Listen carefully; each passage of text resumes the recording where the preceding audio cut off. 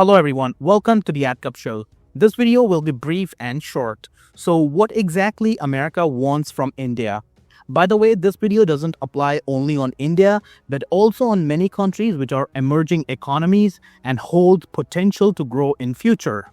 So in order to understand this, we have to take two domains into consideration.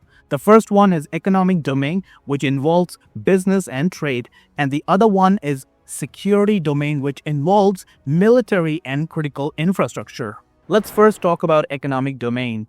So America knows one thing very well, that even if India and other growing economies reduce their tariff to, let's say, 0%, then also it won't help the US in reducing its trade deficit and industrializing its economy.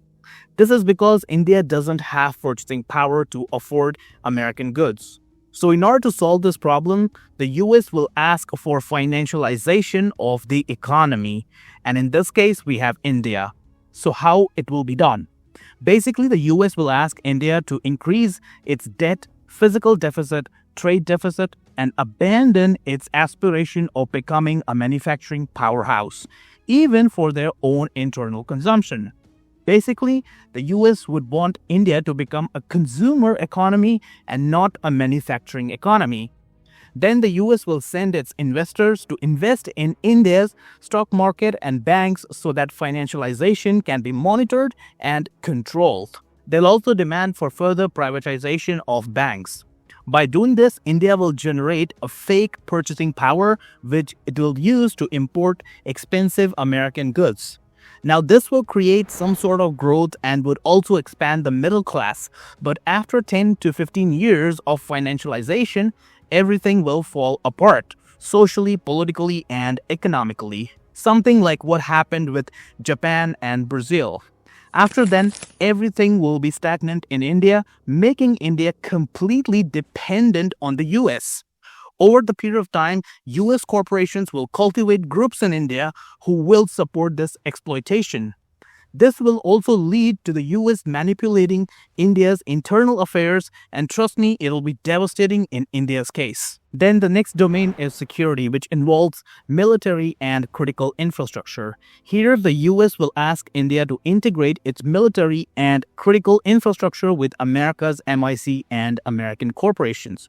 Basically, it means the US will ask India to outsource its security to the US and abandon producing weapons at home or buying from other reliable partners like Russia and France. By doing this, all the conflicts of Indian subcontinent will be controlled by the US, and ultimately all these conflicts will become business for America's MIC, that is military industrial complex. Conflicts in Kashmir, Bangladesh, Myanmar, Pakistan will be controlled and monetized by the US. They'll decide when to start the conflict and when to end it.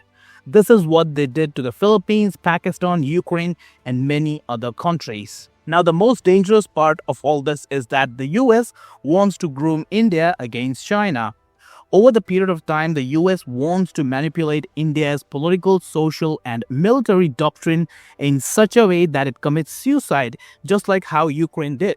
In this case, it's against China. So the moral of the story is that the US wants to vassalize India for achieving its goals.